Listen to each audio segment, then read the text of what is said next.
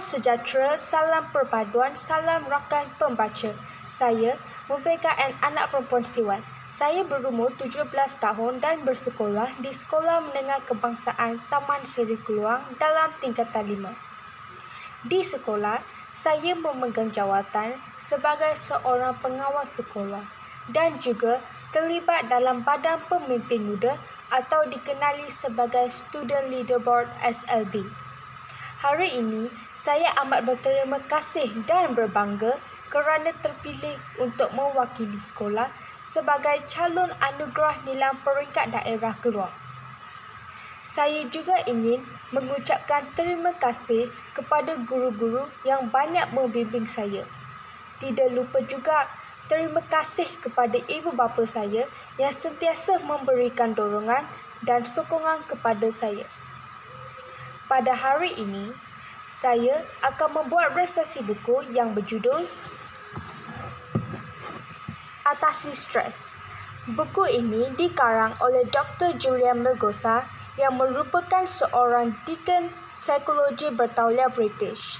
Tarikh penerbitan buku ini adalah pada April 2012 oleh penerbit Safiulis. Buku ini telah saya pinjam di perpustakaan sekolah saya dan buku ini berharga RM60 di pasaran. Stres atau tekanan merupakan keadaan seseorang itu mengalami ketidakstabilan sama ada fizikal ataupun mental. Kebiasaannya, stres ini berkait rapat dengan cara hidup kita. Setiap orang mempunyai tahap stres yang berbeza-beza.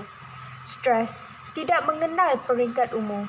Semua orang mengalami stres, tidak kira orang dewasa, remaja dan juga kanak-kanak.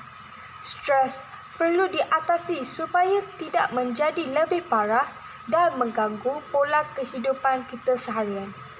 Oleh itu, saya rasa buku ini amatlah sesuai untuk membantu pembaca dalam menangani stres. Buku ini dapat membantu pembaca untuk melihat pelbagai perspektif dalam mengatasi stres dalam dunia moden ini. Buku ini juga menawarkan penyelesaian terbaik bagi salah satu masalah terbesar dalam kehidupan moden. Terutamanya kini sewaktu dunia berhadapan dengan pandemik COVID-19. Mengandungi 7 pengenalan iaitu apakah stres, respon terhadap stres, punca stres, hubungan interpersonal, stres pada segenap peringkat hayat, cara mencegah stres dan cara menangani stres. Buku ini mempunyai kekuatan yang tersendiri sehingga meninggalkan kesan di hati pembaca. Saya sendiri merasa terkesan dengan beberapa ungkapan yang saya kira menarik seperti sarungkan senyuman dan juga miliki persahabatan.